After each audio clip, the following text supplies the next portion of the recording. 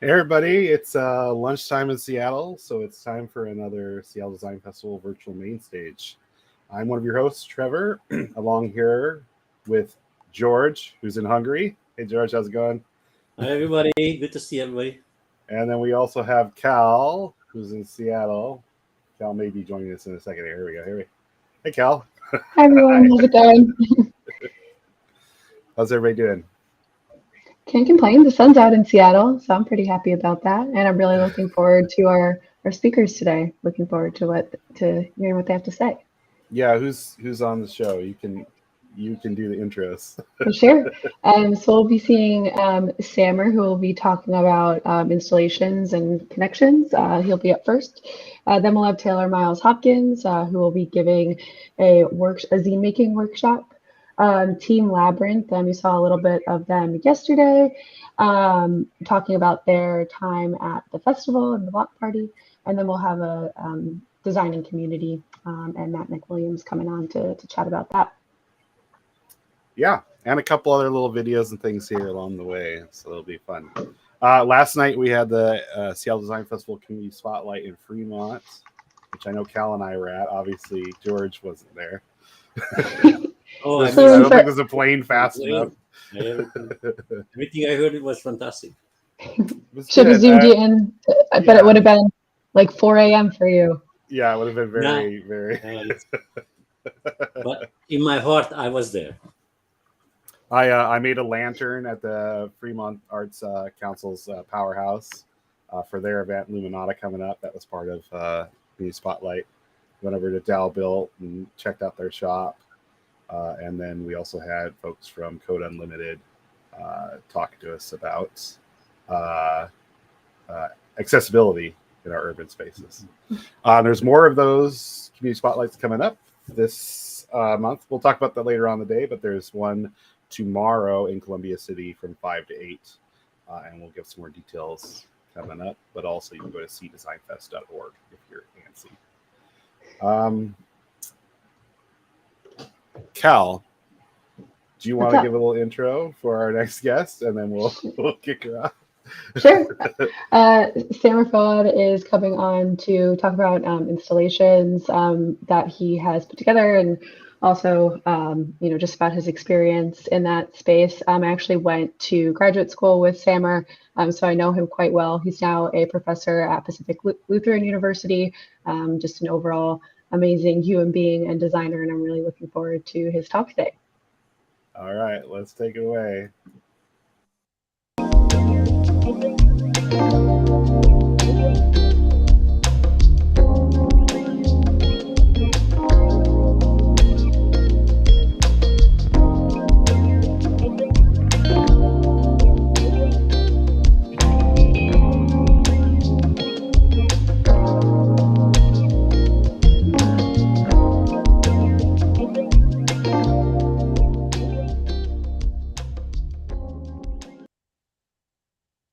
Hello, everyone. What an intro. Thanks. I hope everyone's doing well today. It's sunny here. I hope it's at least sunny where you're at. I definitely want to thank everyone for tuning in, and thank you to the Seattle Design Festival for inviting me. Today, we're going to talk about how public installations can create connections. And we all know what public art is. We've definitely seen a few. So I'm going to introduce myself first. My name's Sammer Fouad. I'm an artist and designer based out of Tacoma, Washington. I'm assistant professor of design at Pacific Lutheran University. I'm mostly an artist and designer. I've worked all over the world, showcased my work, and a lot of my most current work has been interactive installation work. So as we kind of look at installation art, there's a lot of things that you can get from public art, right? It's beautiful, it's nice to look at, it's evocative, it's really interesting, and it really speaks to numerous levels. But as you look at more and more installation art, a lot of it you can't really touch, you can't interact with. Some of it, sure, it reflects really well, as we see here, the bean in Chicago. You can even take a nice little selfie in it if you want. But overall, it's not super interactive. I'm originally from the East Coast, born and raised in New Jersey, spent a majority of my whole childhood and adulthood in New York City until moving out to Seattle. And I would always skateboard past this, and I loved it as an installation. We would skate in this little section here, we'd fool around. But one day I saw all these people just pushing it, and I started to see it spin. And I had no idea that this was an interactive installation. And this was pretty inspiring to me, seeing all these people, which you can't do it by yourself. It just weighs too much. It has to be a group effort. And that's the beautiful thing about it, is building the connection. As one person starts to push, it becomes this like eclectic movement of, I guess, inertia, and another person joins and another person joins. And once this sculpture picks up speed, it really works. And this is right outside of Astor Place. You can see it on 8th and Lafayette right here. But it's an amazing installation, and it's all about that bridging that human connection.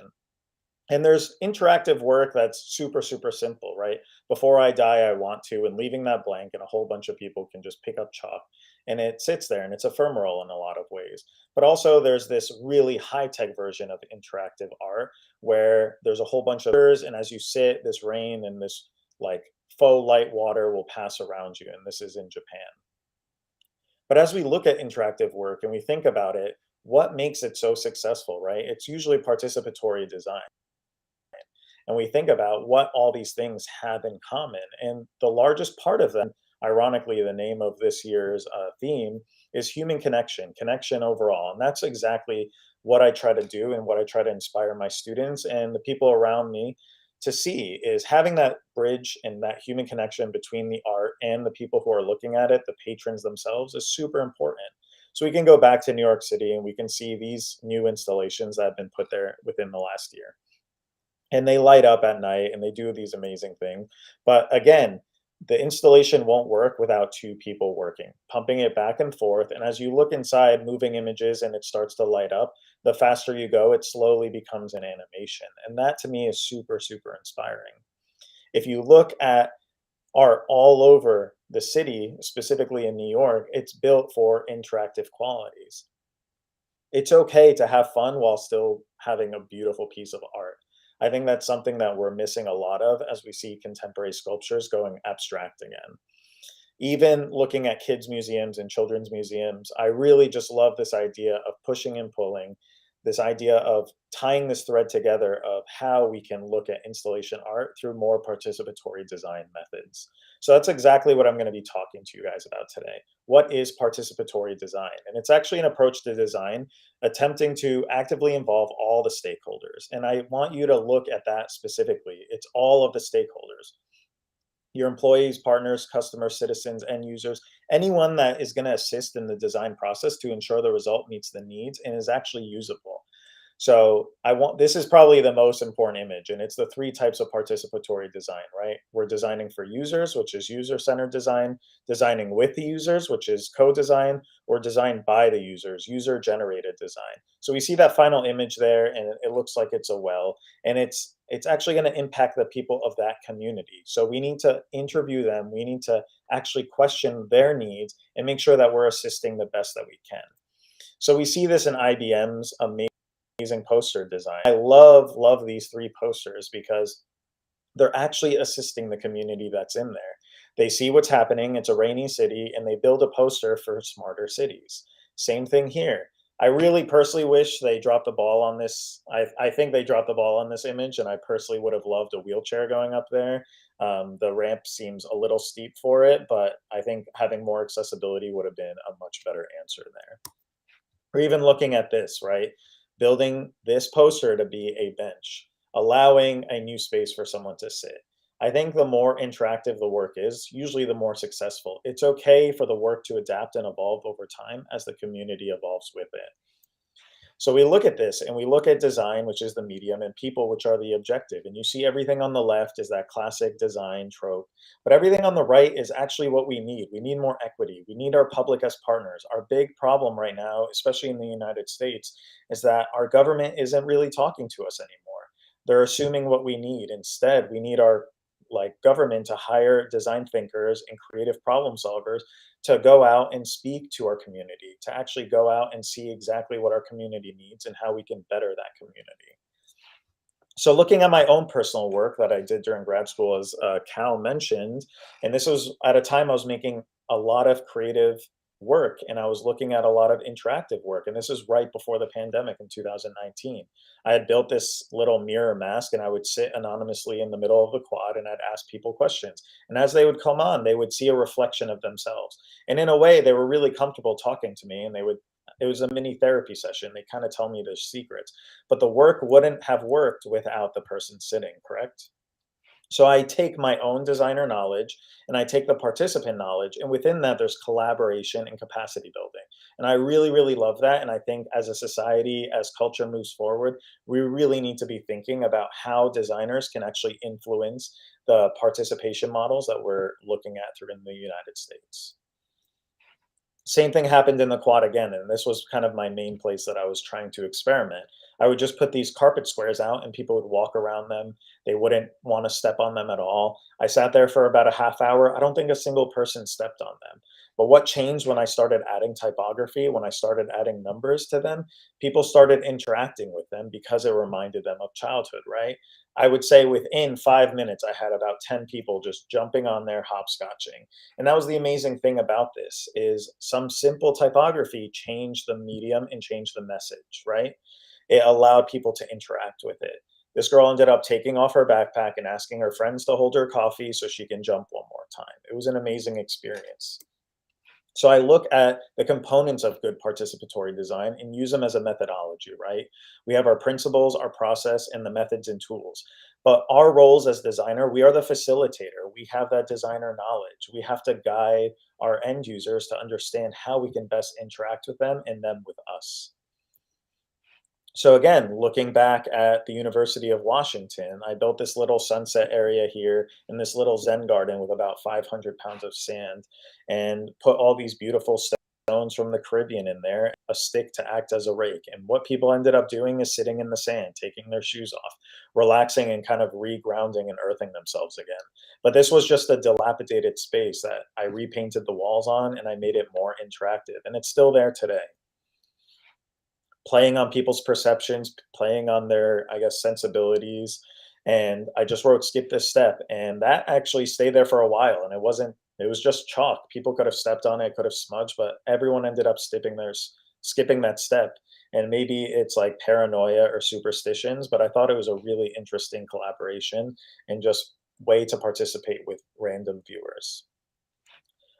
In New York City, I was doing a show for the United Nations, and it was in this basement of this old bar, and they had this random shower in there.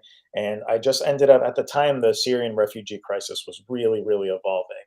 So I made an entire kind of broken building in this dilapidated shower. And I guess that's kind of the theme. I take these really rugged spaces and try to bring some light to them. And the whole idea was this idea of like immigrant versus refugee and the difference between that, this like invisible glass wall between us. And as you kind of walk towards it, you see the words immigrant in Arabic. And as you step inside it, you actually see the words refugee everywhere in Arabic. So it's as if this invisible border is causing these, I would say, viewers to become refugees for a moment, to be inside the looking glass and kind of looking out while no one can help you inside. And there's this image of this faceless hijabi in there spinning and all these broken buildings. And the whole premise of this was, again, to have these people interact. And we claim like, oh, these people should go back to their land, but they had no land to go back to. These homes were destroyed. They were crushed. It was a pile of rubble as you're standing in this installation. And this was one of my more powerful installations that really put perspective to the crisis. So ultimately, I'm looking at the requirement analysis, looking at my participatory design group, evaluating looking at the analysis, trying to decide what the final design solution is going to be based on the needs and wants of my participants. So again, I experiment with the quad one final time, thinking I'd create this like long red carpet, essentially with all these different colors fabric, and not a single person stepped on it except a 2-year-old. People avoided it because they saw it as holy. And it reminded me of when someone dropped a glove in the Museum of Modern Art in New York City, and everyone stepped around it thinking it was art. There's something interesting when you start messing with the public space and trying to build these connections between people. They'll do anything to avoid stepping on the fabric and tarnishing it. So as I continue to experiment, I started repainting phone booths and putting flowers in them. And at the time, a student had passed away on campus, and a lot of people thought this was an ode to that. And essentially, what this phone booth looks like now is completely different. All the flowers were stolen. It's covered in graffiti, a lot of profanity. It's really interesting how it evolved over time. After the pandemic, I struggled a lot to continue to make public work because no one was really in the public anymore. So I started this huge projection mapping project with all these artists around the world, where they would start projecting, and you see this is Paris in the top left. We have Brooklyn, we have Luxembourg, we have Washington, D.C., we had some people in Argentina, one person in Japan, and they were all just projecting each other's work immensely on these large buildings. And some of them were moving images, some of them were just solid images. And as we saw how these people would interact in the street with them, or the photographs that we would see, because we also had a hashtag, it was really, really interesting to see people kind of slowly reconnecting through these socially distant spaces. So again, I go back to this image, and forgive me, it looks like it got pixelated a little more.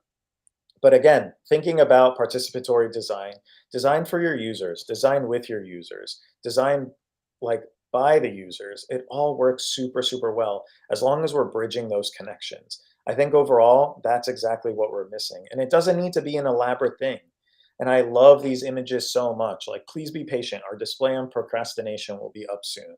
Or the mystery like section in this bookstore where every book is turned upside down. It forces people to interact. There's a little humor in it, right? The self-checkout with a mirror. I don't remember the title, but the cover was red. There's all these quick little motifs that we can do as designers and creative problem solvers that just allow the public to think and get more creative. Overall, thank you everyone for inviting me today, and thank you for attending. I don't like talking at my viewers at all, so I would much prefer some questions. So if you have any questions, please feel free to put them in the chat.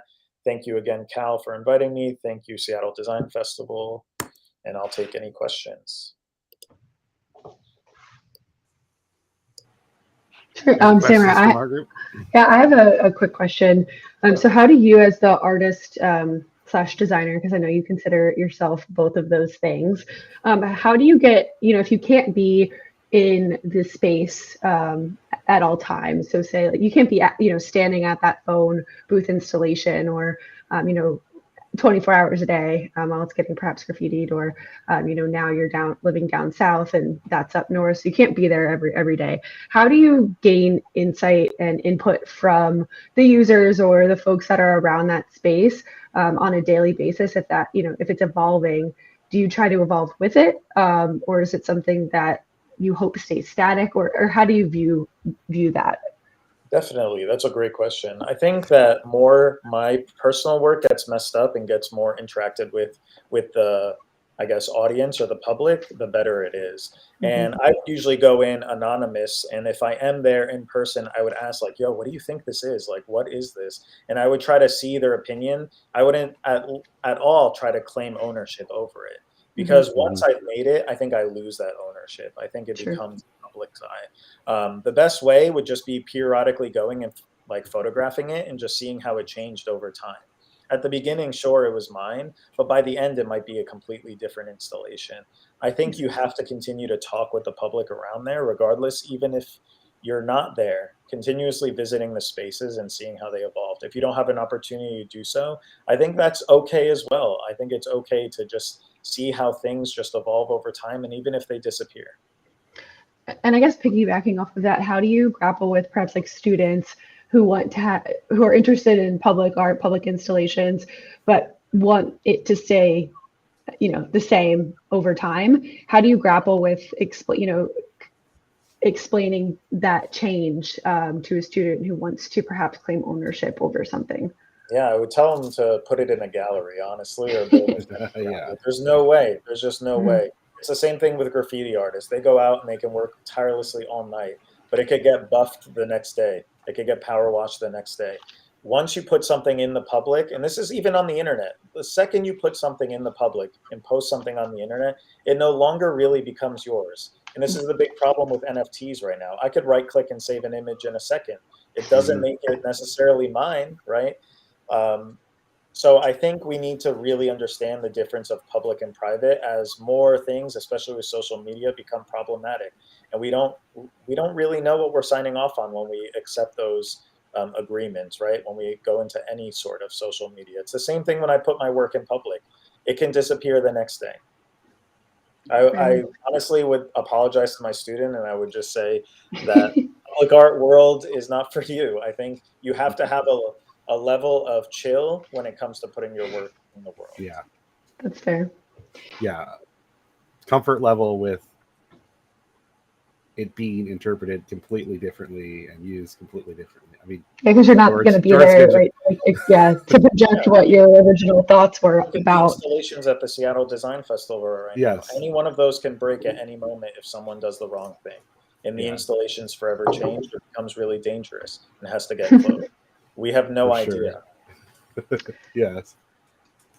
Yeah, I was gonna say George and I collaborate in the same space. That I was waiting for George to jump in on that because it's like that's the number. I think the first thing we learned was sort of like when you do things in public, you have these grand ideas about how it works or what you're seeking to achieve, and you're constantly surprised actually, but like what actually happens. I mean, it's a learning process, but the process of doing that is always interesting because there's we put it out there and and it wasn't that at all.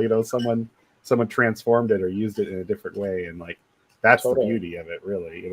That's the best part. Yeah. We have a question in the chat. Do you have a link? Yeah, I'm gonna throw it up here. Yeah. Thank you. Do you have a link to an example of co-design or user-generated design project with exemplary methodology? I personally don't have a link right now, but if you look towards any type of biomimicry design, it's really interesting how a lot of those biomimicry designers have been using the world around them, specifically nature and animals and plants, and relating it back to design.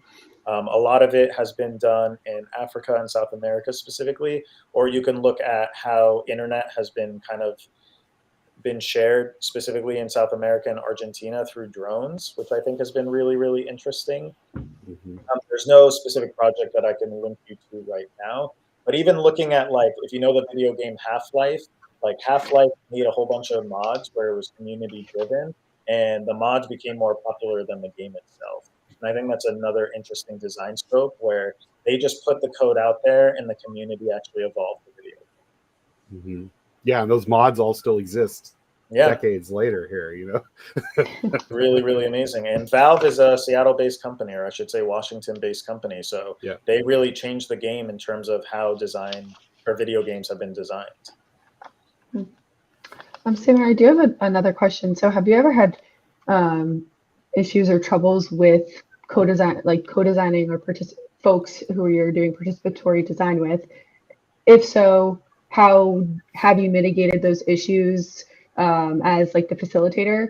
If you haven't had those issues, how would you mitigate any issues? I've definitely had them before, and I think it becomes a little peer mediation as well, where you have to act as a counselor and you have to hear everyone's opinion, because I think all opinions are valid and there's no such thing as a bad idea. I think we can build upon them, and I think people, they always think their idea is the best right away, and they don't see the collaboration. And that's what I try to do. I say, what if we combine those two ideas? And what if we looked at them a little differently? I think if you just try to stay headstrong and just say, my idea is the best and we're going to stick with it, especially as a facilitator, you're not really doing a good job facilitating the larger group. Makes sense. Looks like there's another question in the chat. Yeah, cool. You brought up the idea of holy ground. Did you ever observe your pieces from afar? Do you think your closeness influenced people to assume? I've never actually told in any of my work that it was mine to the viewer. And I think that's helped me a lot. It doesn't matter how close I am. I'll always pretend that I have no idea what's going on, and I'll ask them their opinion straight up. I've definitely watched from far away, specifically in my own gallery exhibitions, where I'll have a show and I'll just see how people are interacting with the work on the wall that they can't even do anything with. Are they taking a picture? Is their back toward, like, turned away from it and they're just drinking wine? There's a whole bunch of different motives depending on the space, right? Once you cross that threshold of the inside versus outside, the gallery versus the street, it's really, really interesting to see how people change, right? Everyone's going to ignore like a poster on a wall as they go into the supermarket, but if that poster is like half on the ground and half on the wall and it's acting as a homeless, and I'm specifically thinking of a poster as I talk about this, and it's acting as a homeless person, then it changes the message entirely, right? People start to look at it and they gravitate towards that. I think we really need to think about the message and how we're trying to influence people versus of just making really pretty things that like light up at night. Do you have anything in the pipeline? Not really. Working Honestly, on? I've been taking a nice little break where I've just been doing more printmaking than anything, and making more digital-based art, and thinking about what the future of design is going to look like as all these companies are really pushing for like a metaverse and trying to think how we can keep people like enjoying our planet. But I've been really pushing for more of government-based work where we're actually listening to and looking at governments that are succeeding and looking at more infrastructure problems like our trains in America, and our water. I've also been looking at climate change a lot. So I'm really kind of pushing for design for good, and design for social change more than just making like things that people can mess with in the public. Because I think that's the best way to interact with the audience is good design, right? We see it anytime we travel to a different country with good design, it just works, right? And I think that's where the United States has been falling short lately, is our infrastructure is becoming really 100 years old, and we really need to think about adapting to the 21st century. I'm looking forward to seeing what you work on, what you create. Thank you. Always inspired by your work, so looking forward to it. Yeah, thank you very much for joining us. No problem. I see it's 12:30 on the dot. Not sure if there's any more questions, but if there are more, we'll have them pop up in the chat and we'll throw them in. Oh yeah, wait, there's one more. Let's get oh this my one goodness. first. Thank you, Mindy. Well, Mindy, let me tell you something funny. Every single time in Graphic Design 3, one of the more powerful classes I teach, I show JR's TED Talk. And I actually worked extensively with JR when I lived in New York City, and we talked about this exact thing, how we can interact through printmaking in his photography project of Inside Out. Definitely one of my favorite living artists right now. I think that JR works super, super hard to interact with lower income communities, and of course, like, he's a white Parisian artist, but he works really, really hard to make sure that he's invisible, that the audience is it. And if you guys aren't familiar, I would look up JR's Inside Out project or look up his TED Talk. I think it's one of the more amazing things. Thank you, Mindy, for that. Yeah. Alrighty, I think that might be our last one. Perfect. Thank you. Cool. Thank you very much for joining us. No problem, and I wish you guys the best. Thanks, you too. Take Thanks, care. Sammer. See ya. See ya. Bye.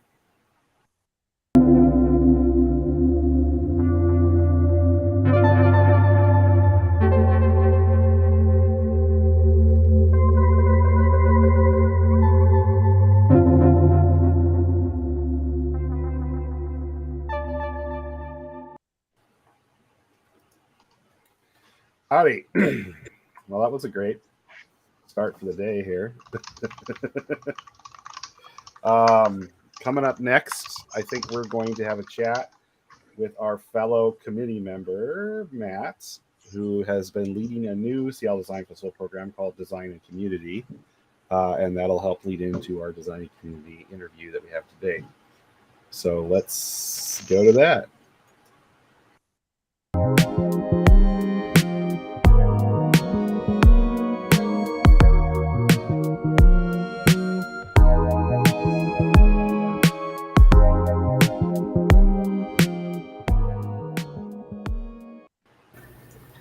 Howdy. Hey, Matt. Hey, good afternoon. Great to see you. Hey, Matt. How's it going? This This is our broad. Like we've got George in Hungary, we got Matt in Atlanta. So we're spread all over today. It's great. All over, yeah. Yeah. Or you're in Seattle, right, Cal? I am. So I guess it's not that all over, but I mean, you could have gone to Denver for a few weeks or so. I could have, yeah. Or Boulder. You never know. So Matt, you started a new program for the festival this year.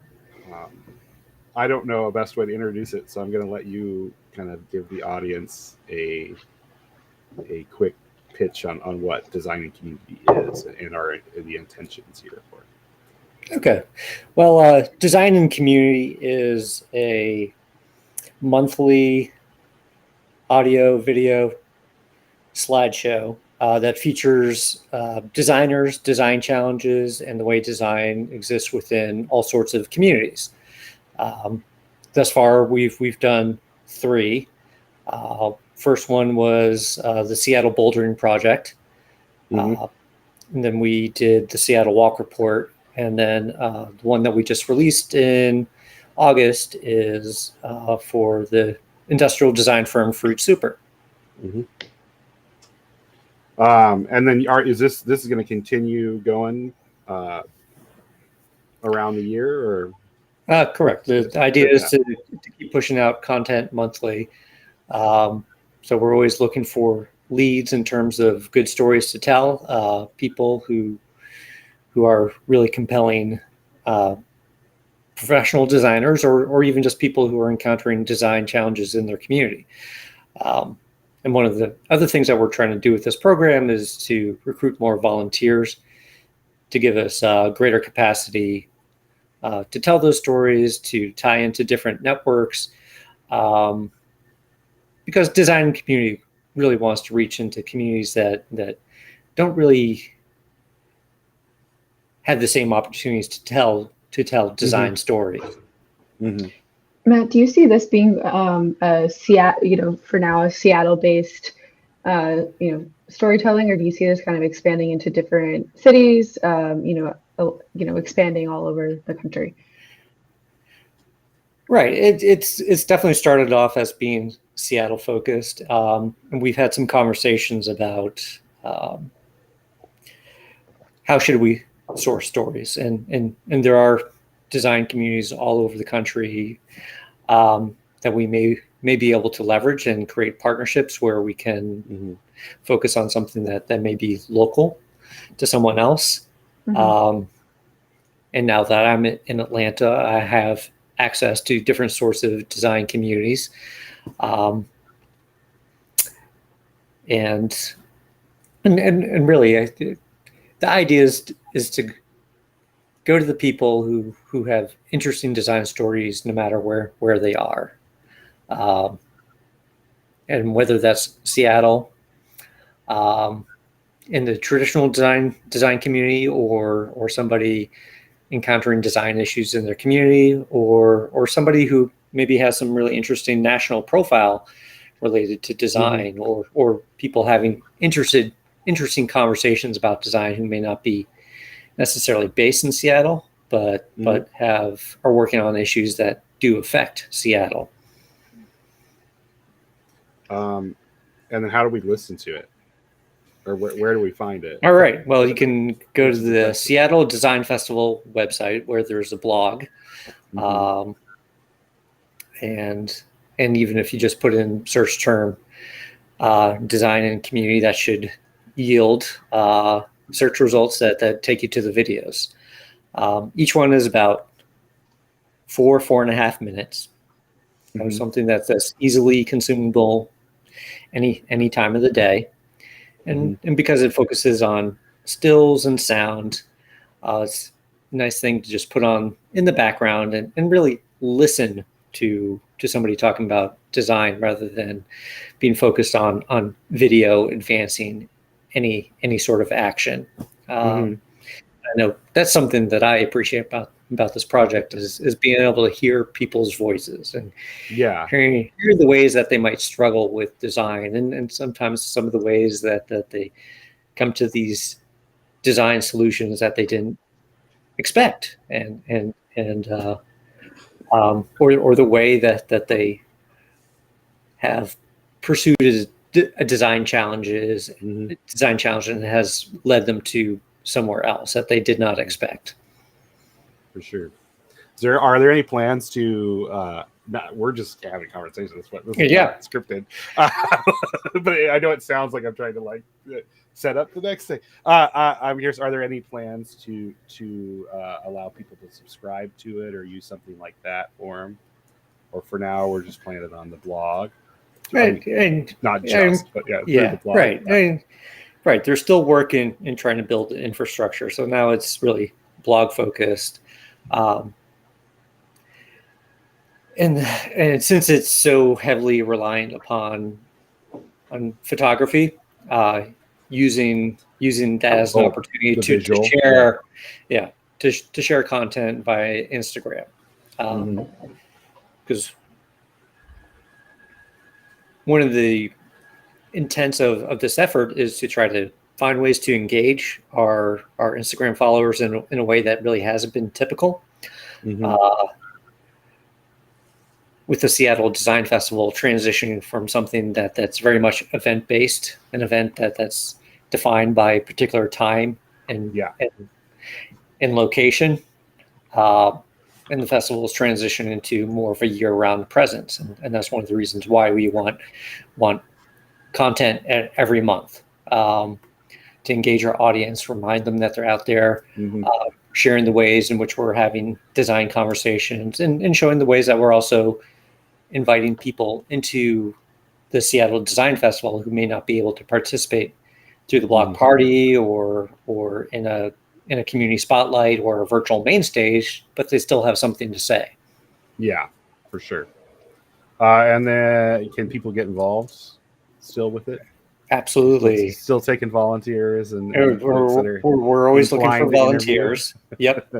And I think one of the other things I appreciate about this is that it creates a middle ground in terms of volunteerism. You have a lot of people who volunteer for the actual festival, or then you've had the group of us here, or you can volunteer for the core planning committee, and there really hasn't been too much of a middle ground to accommodate people who want a relationship with the festival.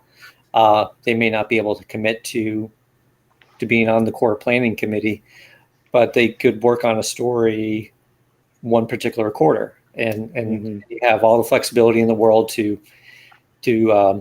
identify a subject, establish the relationship with that subject, find a time to interview and take photos and record the audio, and then do the multimedia production behind the scene. And even if you want to write a little bit, this is an opportunity to do that.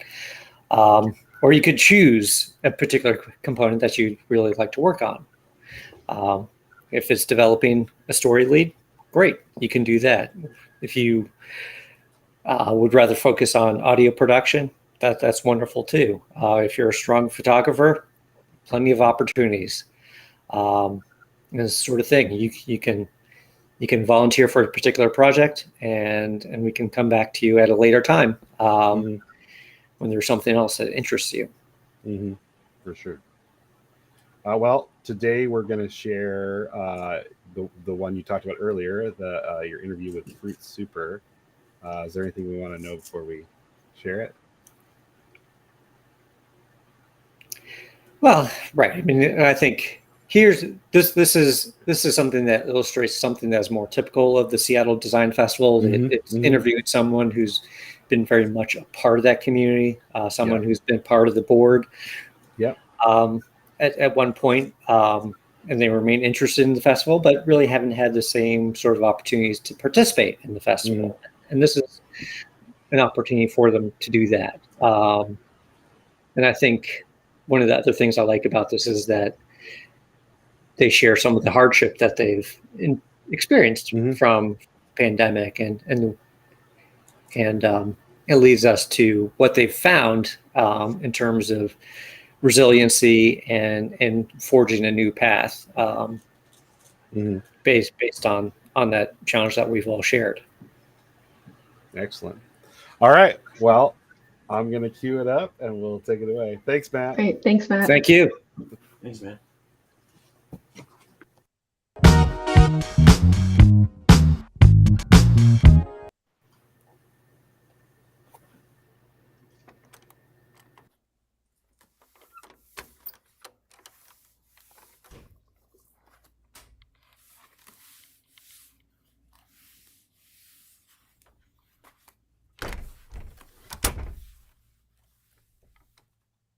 So my name is Sallyann.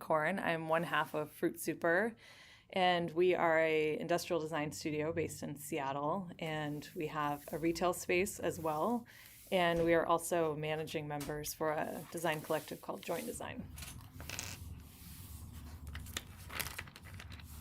I remember many years ago at our apartment in Brooklyn, just like bursting out of the shower, and I was like, I've got it. I don't know what we're gonna do, but I've got our studio name. Yeah, so it's really just a combination of our last names. My last name is Corn, which is technically a fruit because it bears seeds, and Joe's last name is Kent, which is Superman's last name. I am the more three-dimensional person, and Joe is the 2D. I need to, before any idea can get any further, I need to know why we're doing it, why it needs to exist, why we're making it, why anyone would care about it. He is the one that is much more entrenched and passionate about processes, materials, really bringing something like my crazy blue sky idea into like a physical manifestation. It smells so good. I mean, objects are never as simple as they seem to be, and we really love almost the mundanely simple. We go after very simple, we kind of call them the unsung heroes of our daily lives. So we're working on a utensil crock and a butter dish. And we're very excited about them. As excited as you can get about a butter dish. One of my favorite products that we've ever designed is a soap dish. I think the best version we had found prior to that was plastic. The little spikes meant that we had to buy like a special brush just to clean the soap dish. And I was like, this is ridiculous. So it was really just the simplicity of how do we keep it dry between when you want to use it. You know, it's going in there and it's you know, making connections at some point somewhere. And some stuff, it feels like it happens in 30 seconds. And sometimes it's like, you know, we'll be toying and tossing around an idea for 2 years. I specifically remember it was a trip to the Seattle Art Museum, and there was some art piece that triggered something that we ran home, immediately sketched it, prototyped it, and we were like, that's it. I mean, if you would have asked me a year ago, I'm not sure I could have gotten through it without getting choked up. But I mean, because again, we opened a new part of our business 6 months before the pandemic, which was terrifying, to be honest. We had built this space that our full intention was to be a brick and mortar that was part of the community, that added to the Seattle landscape. And it was immediately became apparent that we had to shift our whole intention for the space. I think now, in hindsight, I can actually say with confidence that I think it was one of the best things that happened. We had to get so creative to stay connected to our creative community that I think it actually formed bonds that we wouldn't have had otherwise.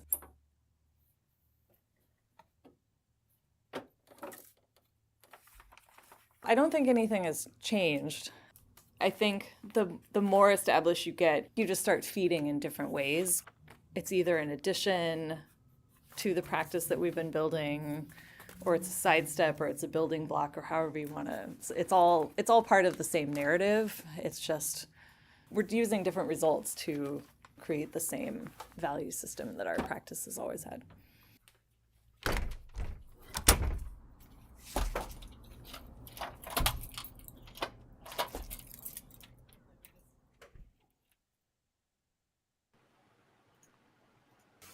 Back. That's great. What do you think? Yeah, I love how Matt's able to find folks like this in the community. I, never heard, of this of these folks. So it's pretty nice learning about new studios and new ways of people, gathering inspiration. Like I'm going to Sam and just getting inspired by other people's artwork. I think is pretty awesome to learn how people are navigating that space and gathering inspiration. For sure. What did you think, George? What I see from from the previous summer project, so that the interactive and contributory expressions in every way, if we think about work, so it's shifting from me, my piece, my work, to the community based. When we really sharing information, and I think it's a very interesting. We talked about yesterday a little bit, but it's in my research it shows that the concept of success is throughout evolution is originated contribution and participation. That was the driver even before we were aware of me as a persona. If you think about a wolf pack, for example, they're fighting, because they are a social group. That's why I'm, as humans, and so they're fighting for leadership. They don't have a clue of me as a persona, so they don't do it to their person no benefit. It's just ingrained because it works very well, obviously. So it's in the genes, and I think again, look at human history when communication in some way had a level increased, then our society improved, and I think because with technology now there is an amazing amount of information we exchange, which is very similar, which happened earlier, which brings in exposure to other ideas and cultures, curiosity builds. But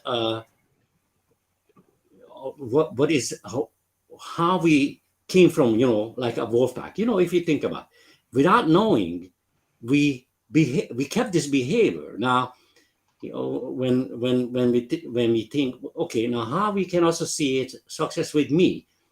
Well, with slowly, making stone tools for 3 million years, we started to realize something which is not there, and we can modify our environment to make that things come to existence. So we were able to imagine something which is not existing, and that's led us to realize our position benefit us personally, because we were able to imagine us as a persona.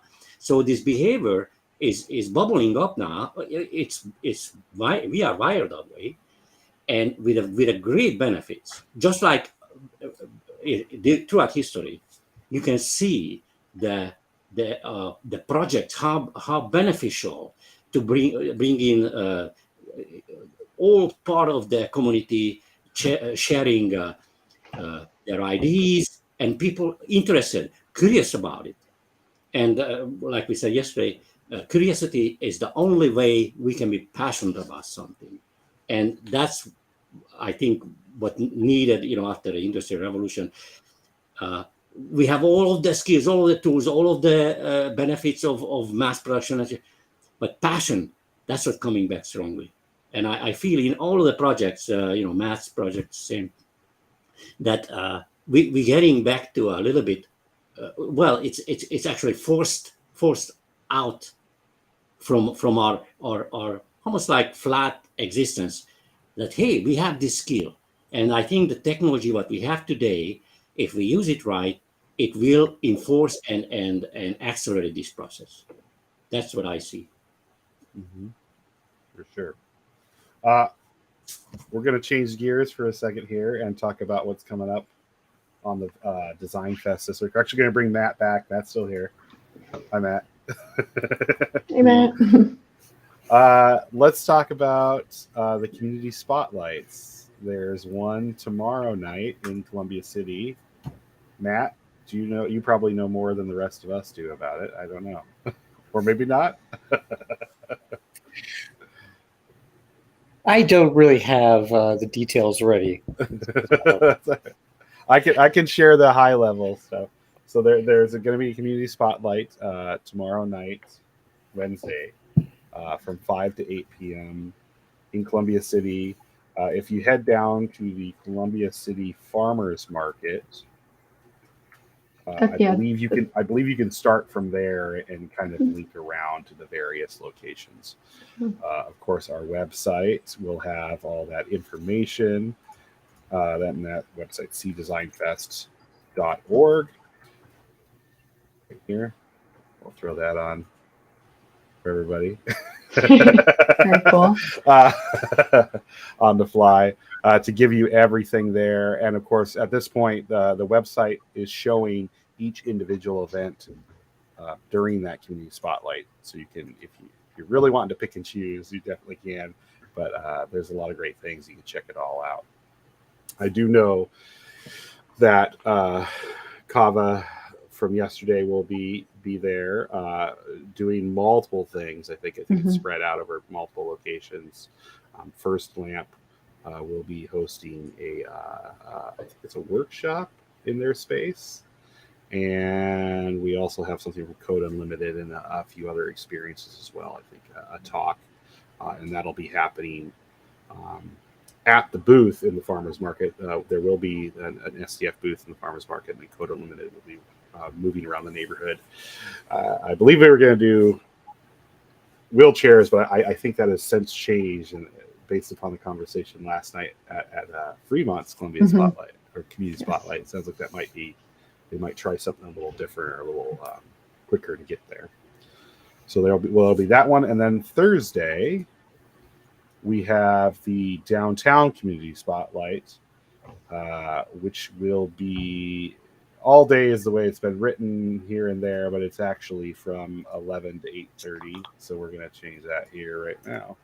8:30 p.m. The best way to find folks is either to head to Fulcrum Coffee. There will be somewhat of a hub there, and there will also be the Center for Architecture and Design from 11 to 1 and 5 to 8. We'll be hosting programming and bringing folks in. There's a model exhibit going on at the center. There's also a workshop going on there in the morning, and I believe there are, I think there's a talk going on there in the evening. So, and there's plenty of other things going on all around the neighborhood. Again, there's a firm crawl with the Interior Design Association and some AR experiences, part of Future Arts Augment Seattle, which is allied with the festival this year, going on downtown right out in front of the old Macy's building. So lots of stuff to check out. Sorry for the dead air. I think next we're going to take a look at some more interviews from the Block Party weekend this last weekend that was shot by Adrian. And you'll get another chance to experience a few more of those installations, especially for folks like George who weren't able to make it. and Matt, yeah. This is really for you two to experience being in person. So let's take a look. Thank you.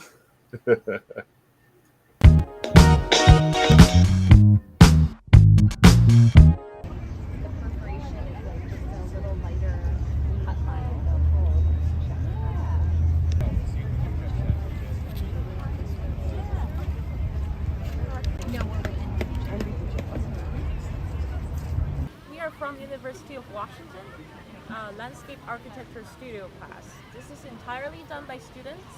We made a diagram of forests changing over time, and each of the plant patterns representing plant diversity. So this can be representing the past or the future, and the other side can also be past or the future. Free to contribute to our forest by grabbing one of the cloth and then use the tongs to dye it in one of those buckets filled with orange or red. Or you can do a little bit of both. After dyeing them, we will be hanging them over here to let them dry. You can also feel free to grab it after 20 minutes so that they are completely dried, or we can just hang it and then it will be becoming part of our forest.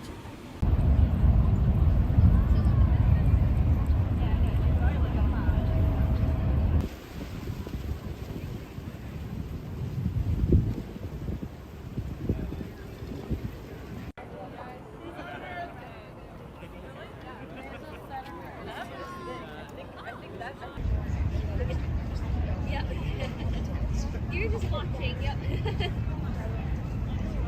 We're trying to get a cross-section of what people like about Seattle on this net. And the net is surrounded by a field of ribbons called the veil. You can basically pull from that veil, answer one of the 4 questions about Seattle on these 4 columns, and then pretty much add it to the net after you've answered the question. You can also then look at what the other ribbons are on the net to see answers to other people's questions and find potentially attractions, restaurants, art pieces that are in Seattle that you haven't seen before.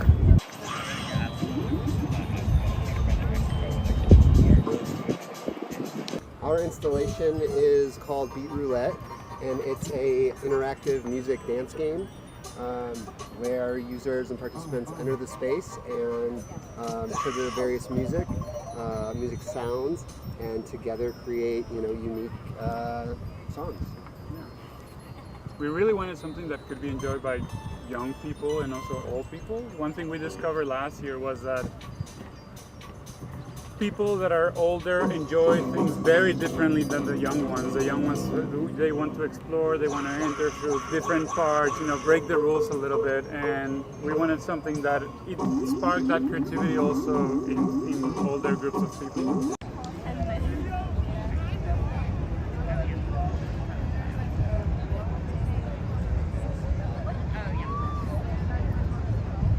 This is our mental health archway project, and basically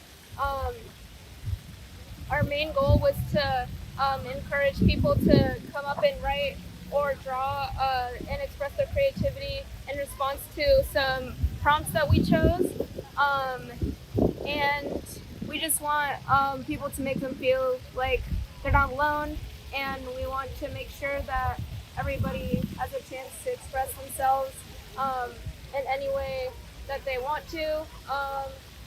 So yeah.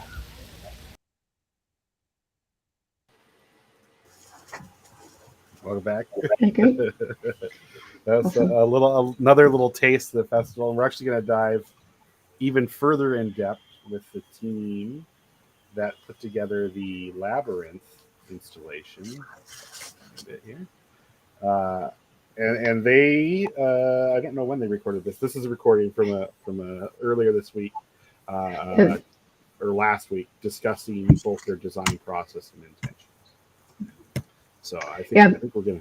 Oh, You're looking forward. So no, I'm just looking forward to listening to the talk to kind of see how they interpreted it a little bit, I guess, before the festival, because they did record this before the festival. And then I'd be interested. They won't be here live today. They're not available to be here. But when I chat with them, I'm just interested to see if anything changed throughout the festival. If there are any, if they thought something was not going to happen but happened, or vice versa. So just looking forward to seeing what changed after the festival or during. I talked to them a little bit about that during on the first day too. The difference between the initial concept that we saw and shared and what it evolved to as you start to try and make that thing, and all the limitations that come with that.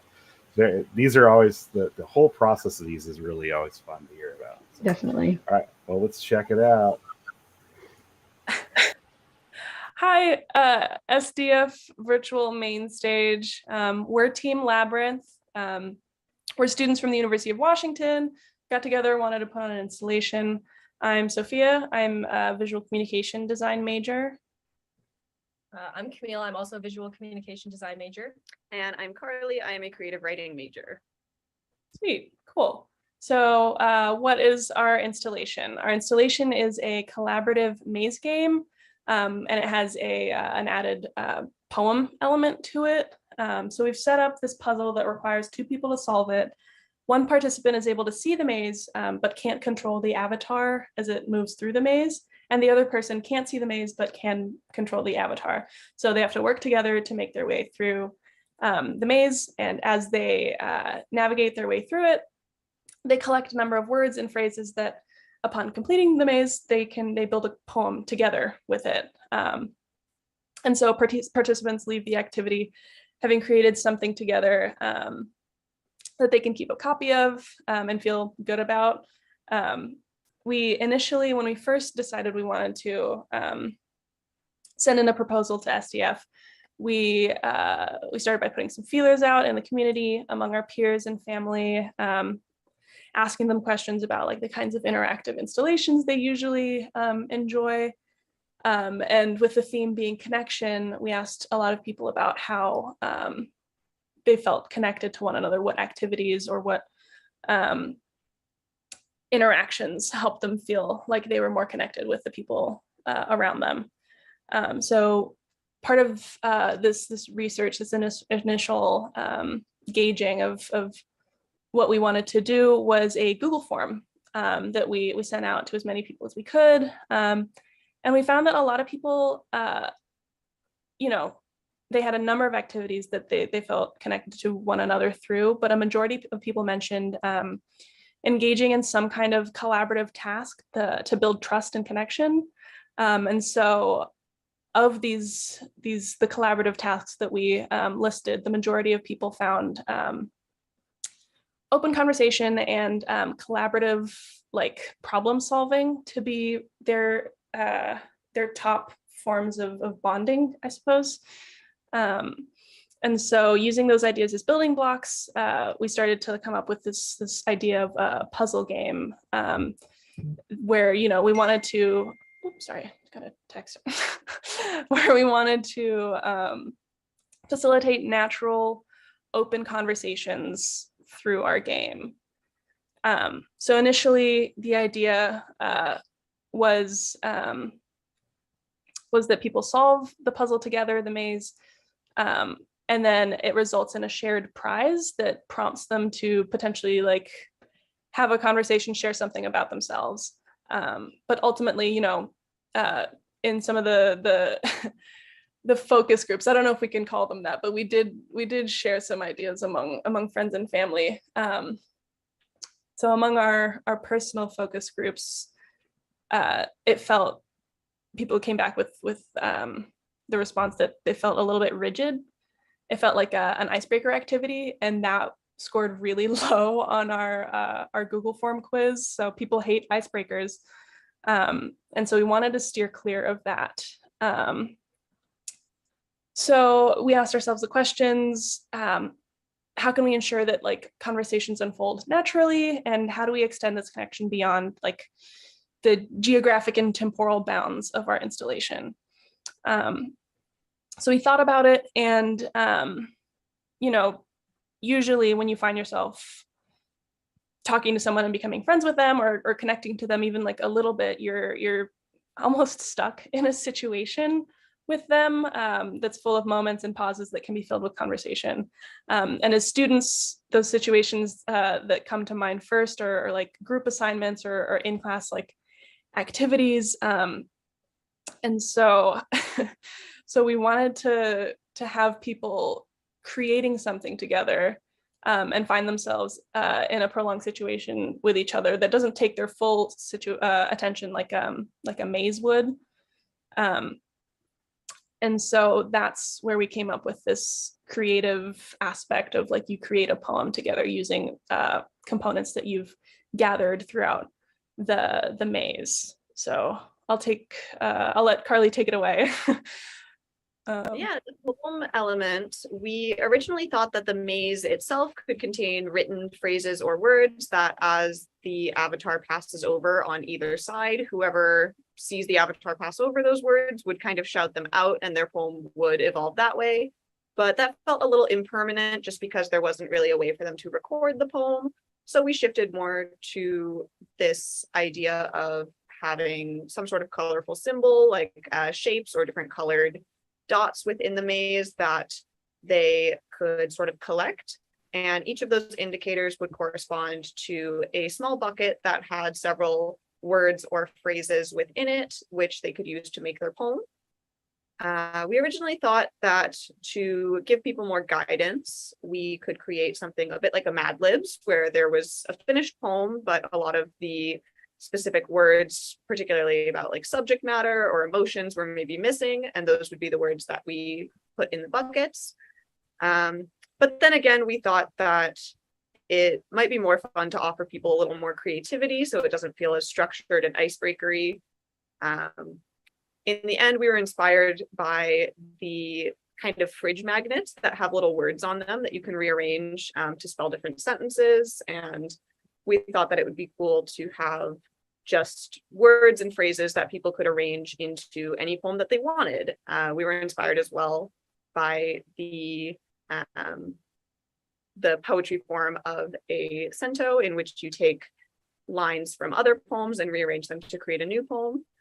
So we just thought that it would be very interesting to let people create something, not necessarily from scratch, but from the pieces they were given. So the poem itself is sort of like another puzzle for them to solve, just without, like, the answer comes from their collaboration. We probably will keep the Mad Lib style poems just as an option for anyone who wants a little bit more of a structured environment, or for younger children who might struggle with just the kind of conceptualizing the poem. But overall, we wanted it to be a very lighthearted and kind of fun way for people to collaborate on something that they could take away with them. In the end, they'll have a finished poem, and they can always have that as a memory of that little activity. So going from the poem and the research we'd done, it was time to go into actually building something, which was what I was in charge of. Although I'm a visual communications major, I really love fabrications. And this was like my first time working with wood and nails, which sounds really scary, but it's okay. I was originally going to build the frame myself, just get some 2x4s, build it, nail it all together, and just like set it up. But we realized that the wood that we would put between the magnets might be too thick. So on my way to Artisan Craftsman to pick up my usual slurry of things, I saw these giant wooden canvases, and they had really thin wood in between them. And I thought, this is perfect. I can build the maze inside it. I don't have to measure things. I don't have to do anything. It's already made. The first problem with that was the canvases that were over, I think, a foot or two, contained a giant wooden shim for support, which is great. So we had to take it out because that didn't work. The way we did that was with a hammer and a chisel and just slowly working it under the shim until it popped out. Easy peasy, little sanding it down, and we're on our way. Initially, we wanted to 3D print our maze and sand it down, make it look like wood, and glue it to the wood paneling. The problem with that is 3D filament is notoriously difficult to glue to anything with anything. So we scrapped this idea entirely, and we decided on wooden dowels. Both for the visual aesthetics, it would match the back, and we wouldn't have to worry about sanding it down. It would take paint, it would take glue, and it would be good, ready to go. We bought our first initial dowels from a local hardware store, and then bought en masse 20 or so dowels to build our maze. We cut them initially in Home Depot and then set up a sawing station at our house, which you'll see in footage before you. And we were kind of on our way. So we printed the maze out on printer paper, covered the back in charcoal, and transferred it to the wood paneling using a sharp pencil. From there, it was a matter of measuring, cutting dowels, and gluing it down with super glue. Wood glue was another option, but it took too long to dry, and I was worried that it wouldn't be ready in time and that it might be too brittle. So we ended up using super glue. From there, once the maze was all set out, we took wood paste and covered all the cracks to try and make everything look like one continuous piece, really clean it up and get it nice and sharp. After that, the paint was applied and basically just made all the lines black with acrylic paint, and then covered up any mistakes.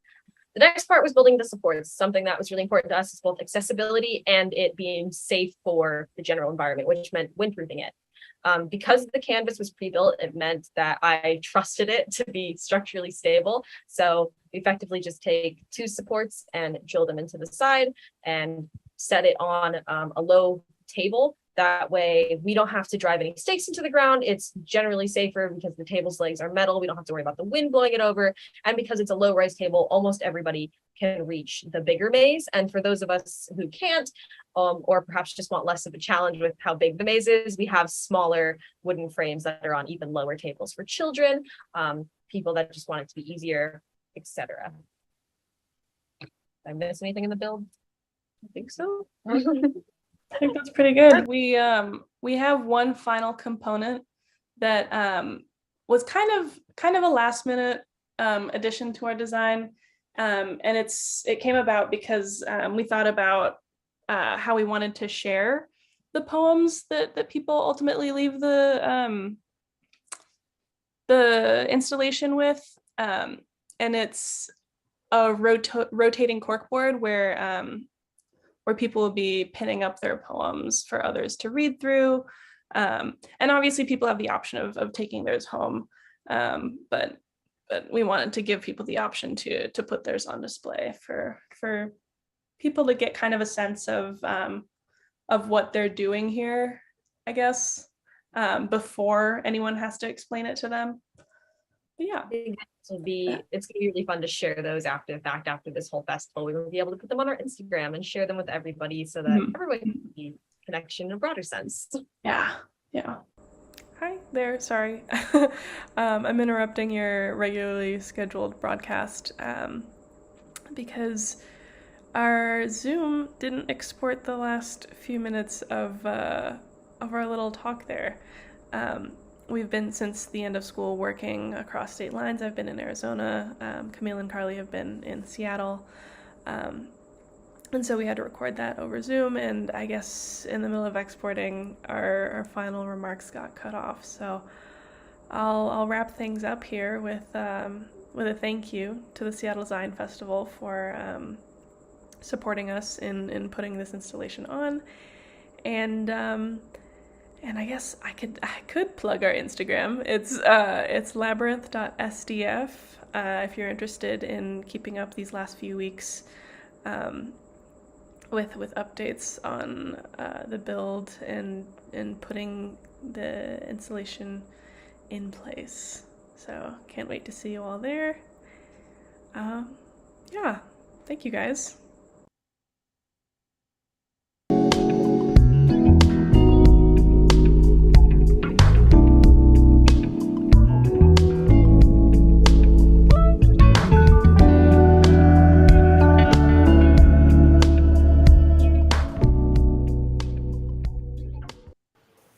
That was awesome.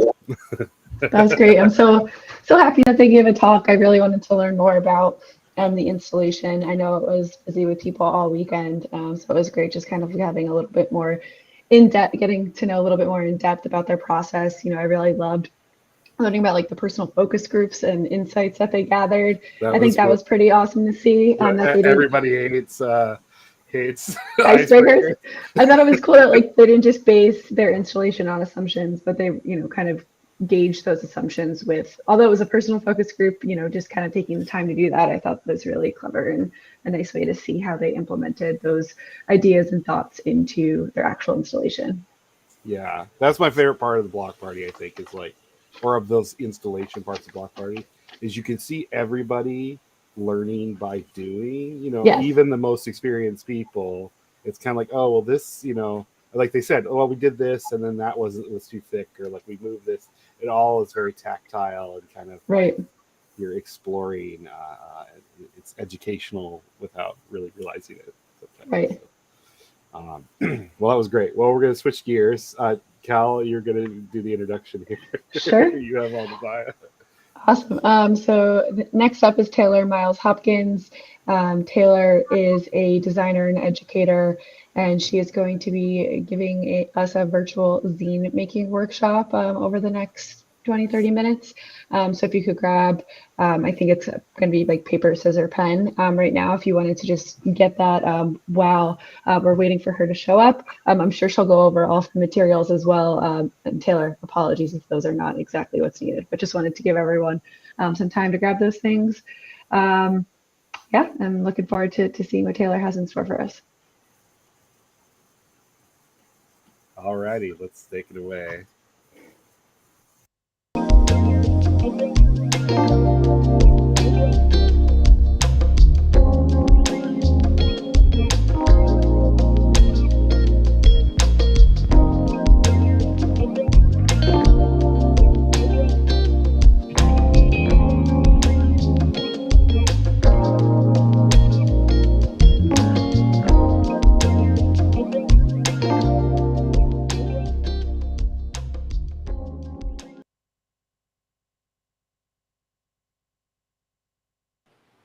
Hi, Taylor.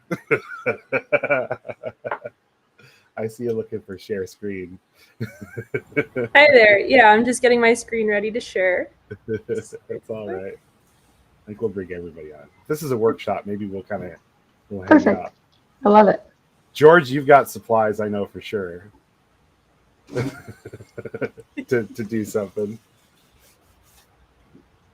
All right. Looks like I'm having trouble sharing my screen, but give me one moment because I know how to fix it. That's all right. Yeah. Well, you know what? While we're doing that, I'll throw it on a video here for a little bit, and we'll give you some time to figure out. 1 second.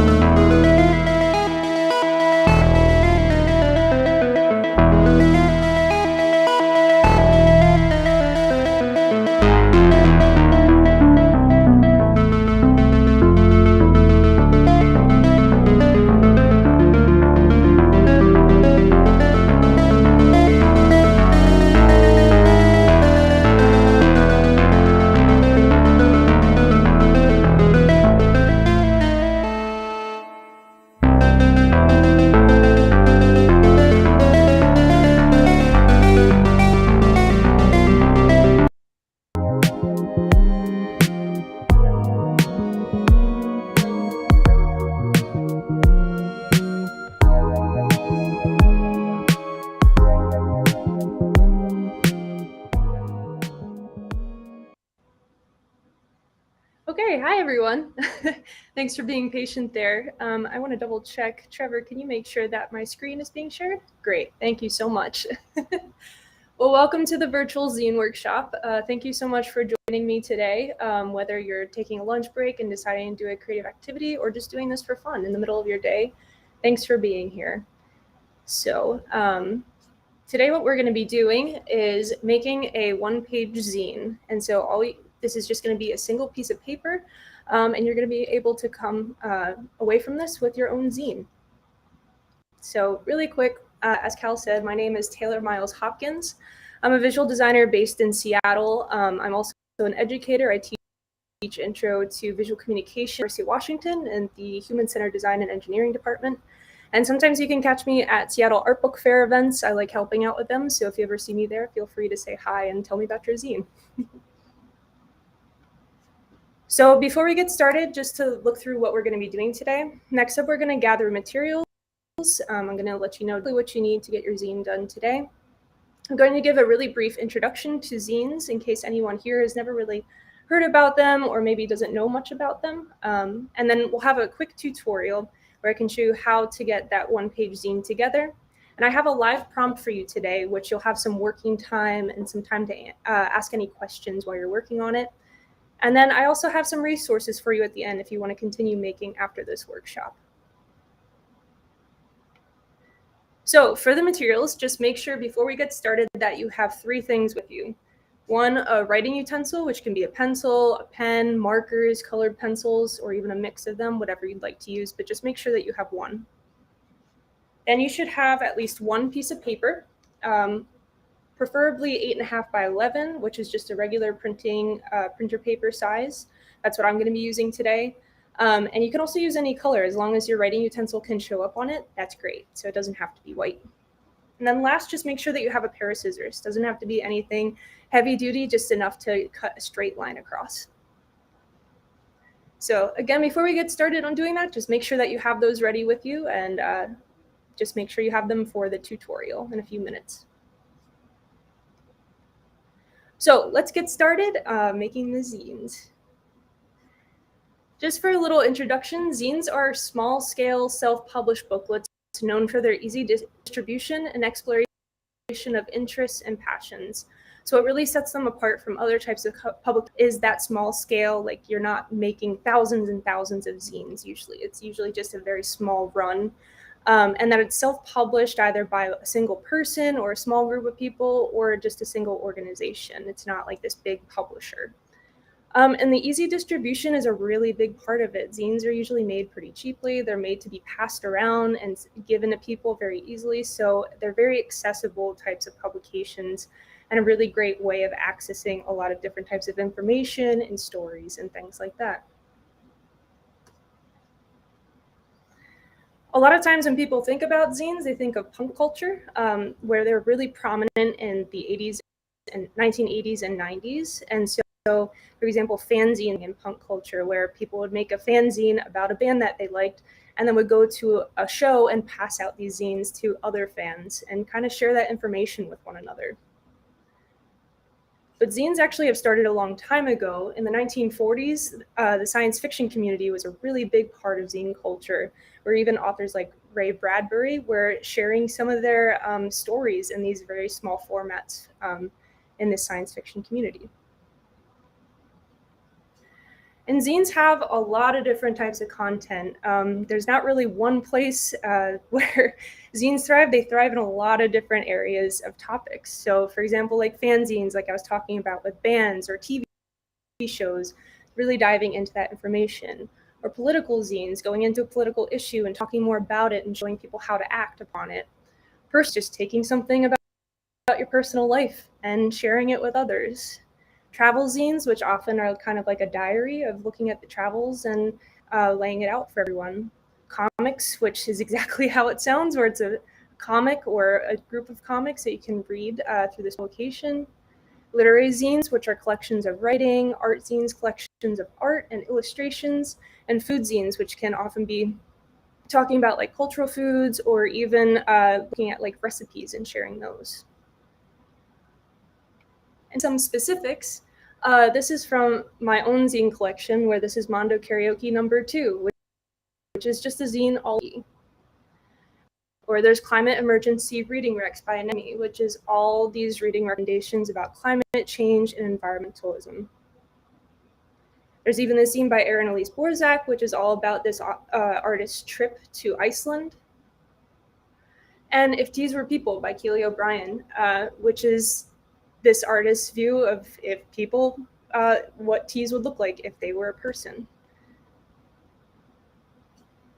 So as you can see, zines can really encompass a lot of different areas. And what we're going to be doing today is doing the one-page zine, which you can see here. And the great thing about the one-page zine is that it's a really accessible and easy to make zine, because you don't really need much materials and you don't really need much in order to bind it. It's just a single piece of paper. You don't need staples or string or glue, just folding paper. So we're going to jump into the tutorial now. I'm going to show you first off how to fold and make this one pink before we start the prompt. I'll go over it one more time once we start the working period, in case any of you missed a step or just want me to go over it again. But those who got it can start working on it. So just make sure that you have those materials next to you. Again, writing utensil, scissors, and a piece of paper or two if you want to make two, or if you happen to make a mistake. So, all right. So grab your paper and you're going to hold it in half. As your partner says, hot dog styles. So go ahead and fold that in half, press down upon it. It looks like this. What we're going to be doing is doing a series of folding it in half. So we're going to fold in half one more time this way. Again, press down and make sure it's folded really nicely. Again, just folding this way. Okay. We're going to do one last half fold. Just one more half. Again, just press down and make sure it's folded nice and tight. So again, we just did 3 half folds. So first, second, and third. Okay, you end up with that, yeah. Nice. Okay. So what you're going to do next is that you're going to completely unfold it. And you should see that we have 8 sections now. 1, 2, 3, 4, 5, 6, 7, 8. Great. And those are going to end up being your pages. Next, what you're going to do is fold it in half one more time. This way. The long way? Okay. 4 of those sections. Yep. Okay. Great. That's great. Next, what you're going to do is grab your scissors, because we're going to be making a really small cut. What you want to make sure is that you should be cutting along the folded edge, so not the loose edge. Make sure that you're cutting along the folded. And what we're going to do is make a single cut right on this line. Take your scissors and just line up against the line and make a short cut. I'm going all the way halfway. Halfway. Like to the Halfway, middle? just that one, Okay. so that this one should still remain intact. And if you don't have scissors, could you just rip this, or You tear can it? definitely just Okay. rip. If you'd like Cool. the scissors, Just we'll making just sure. make Cool. Oh, wait, And and so so it wait, should be like that a was little cut flat on the, was that cut on the open side or on the fold side? So you want to cut on the folded side. Okay, I'll do that. And again, I'll go through this again in case you've made a mistake or something came up, just so that you have another guide. All right.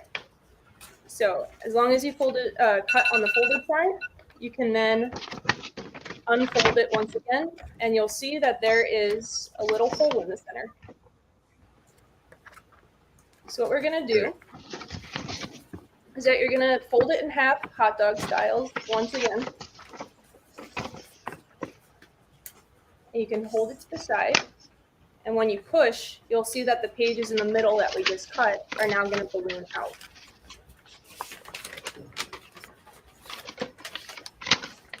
So this is probably the most complicated part. What we're going to do is once it's ballooned out, we see this page on top and on the bottom when we push in, we're just going to hold them, pull one down and one up so that we see that they're all flattened together. What you want to do is just really fold them down that way so they stay on top of each other. You can also put it on a flat surface and fold down. I'm holding it up. So that now they're all flattened together. And then you're going to fold one more time on the seam in the back here. Just really fold it down. And that's it. Because now once you've folded that, you have all these different pages in its own booklet. You don't need staples, you don't need thread, you don't need glue. It's all staying together in this way.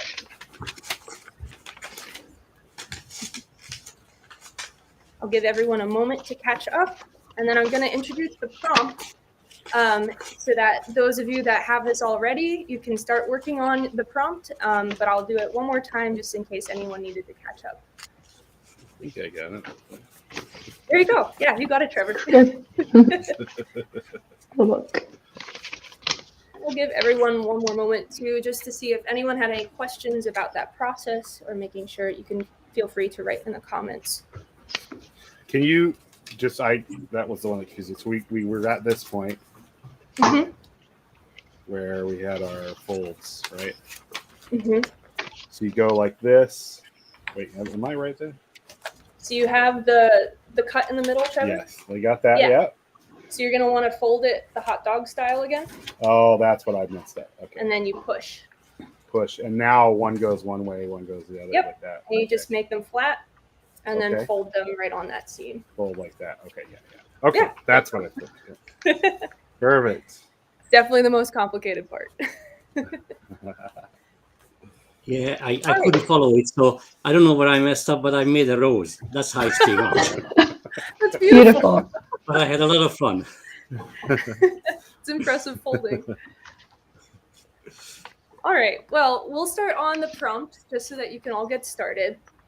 What I'm going to have you do today is that on each page, so we had 8 pages altogether with a front and back and 6 interior pages. On each page, you're going to make a doodle of the objects surrounding you in your own space. So for example, right now in my own space, I have a houseplant next to me, and I have a mug of coffee, and I also have a framed photo. And I also want to point out that this is not the time to be a perfectionist. This is just for fun. As you can see, the framed photo, I'm sure you can tell that those people do not look like that in real life. So please do not worry if you are not used to drawing. If you feel like you're not good at drawing, that doesn't matter right now. We're just here to have fun and do a creative activity together. And this is in the inside? Yep, Or on this the is front? in the inside. So I Okay. made a sample right before this, where this is my version of this prompt, where I put my current surroundings on the cover. And on each interior page, I put these different examples of the mug. I have a preserved butterfly. I have a framed photo. I have a flower vase. I have a candle. I have a lamp. And on the back page, I decided to do the houseplant. So go ahead and take about 10 minutes to start doodling and just looking around your surroundings, seeing what's around you, and just making little doodles within your pages. And you can feel free to keep this intact too. You don't need to unfold it or anything. You can just keep it as it is in the booklet form to start doodling too. And while that's going on, I will just walk you through one more time how to fold it, just in case anyone kind of got lost on a step. And if there are any questions, I'll also keep track of the comments on the side to answer those. So again, if you are listening in again to make sure that you know how to fold it, you're going to take your paper and fold it in half, hot dog styles.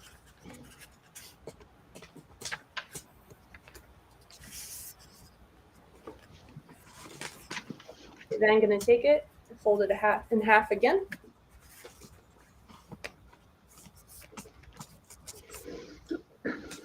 And you're going to fold it in half one more time.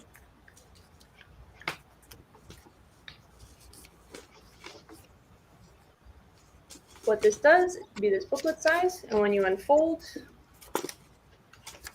you'll have those 8 sections.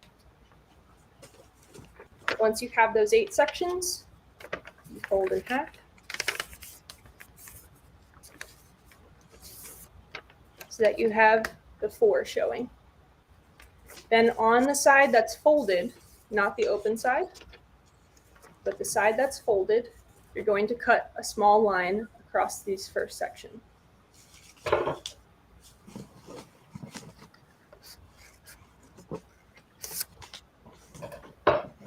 So that'll make these little flaps.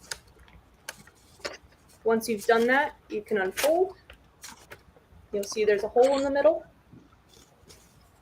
You can then fold in half again, hot dog style, and push these together to make this plus sign.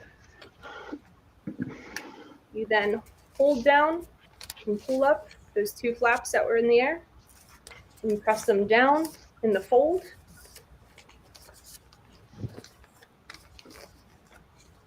And then you fold them in half again on that seam. There you are. There's your booklet. All right. So if anyone has any questions, please feel free to put in the chat. I'm also going to do some doodles too. And I'll let you know when we have about 2 minutes left to make sure that you can start wrapping up. You can, of course, keep working on this even after this workshop. But I'll let you know when we have about 2 minutes left so that you can, finish up your doodles. All right. Do we want some background music for this, maybe? Sure, if you have it. I think I do. Here we go.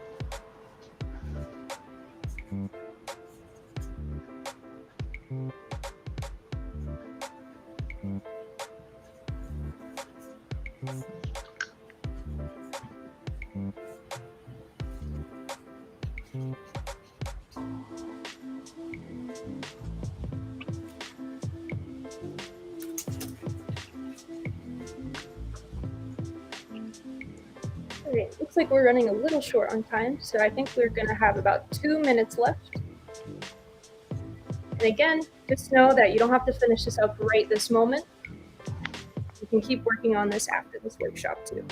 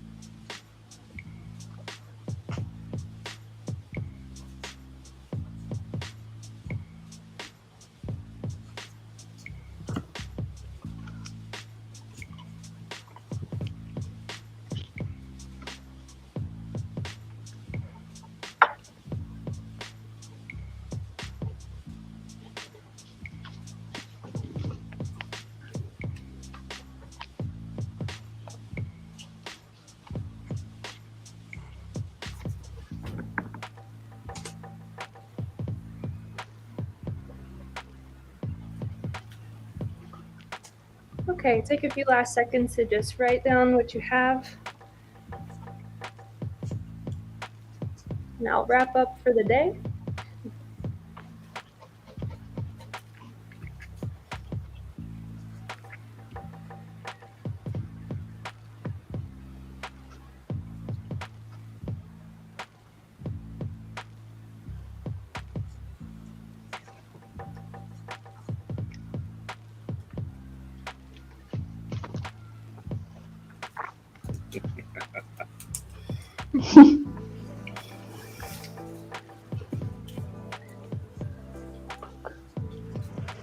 Okay, just because we're running a little short on time, I want to make sure that the next people up that have enough time for theirs.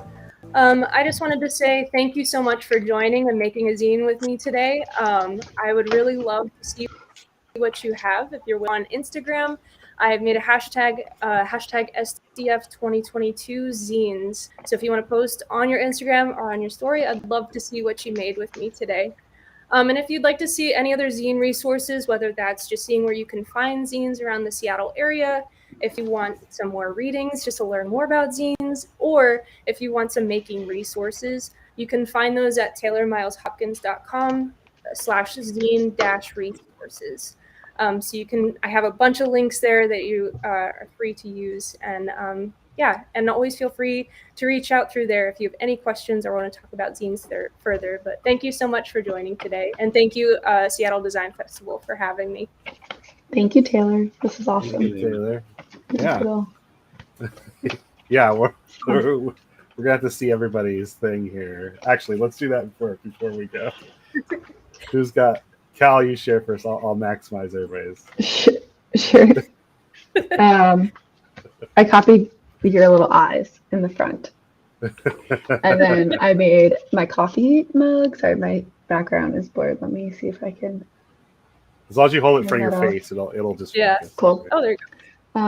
I have little like flowers with a vase that I made, a picture frame, my film camera, this like pencil holder that I have on my shelf back there, my lamp, and then my keyboard. George, did you make anything, or are you? Oh yeah. And you make another rose. Well, that one here. So, but when I was figuring, like, okay, instead of me, what I me, I was thinking like, I will have a day of a life of a snake. So this is what came up. Awesome. So, and then just to make it interesting, let's start with the tail. Okay, so that's where the day starts. Well, not the day, but just where the story starts. So this is night. So the snake sleeps, because we all need some. And then there is the morning.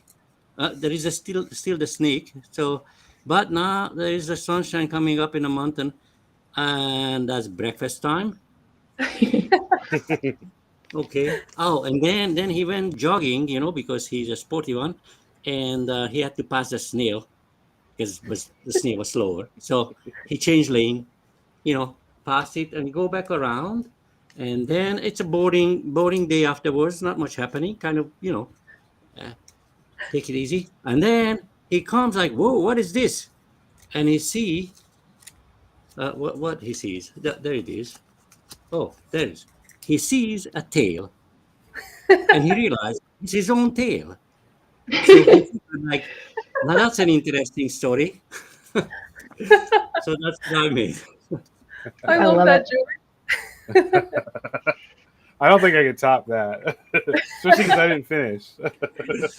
I did the coffee. Everybody has the coffee. I started sketching Chloe, who was right by my feet barking at us for a minute there.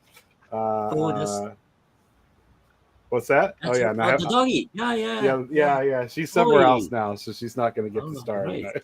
I have a very sad owl lamp from IKEA right next to my head here. I have another zine nice. Right here. Mm-hmm. And then I didn't finish, but I also my desk is covered with toys because I'm an adult. So I'll be adding more here when we're done. But. Awesome. Well, thank you. Hopefully everybody shares their stuff online. That was fun. Yeah. All right. Thank you, Taylor. And we're actually at the end of our show, I think, if I recall. So we're going to just take it out. Remind everybody that we are here tomorrow at lunchtime from noon to 2, and that there are 2 community spotlights still coming up tomorrow and on Thursday. So see everybody tomorrow. Thanks, everybody. Thanks, everyone. Thanks, Taylor. Thank you. Bye.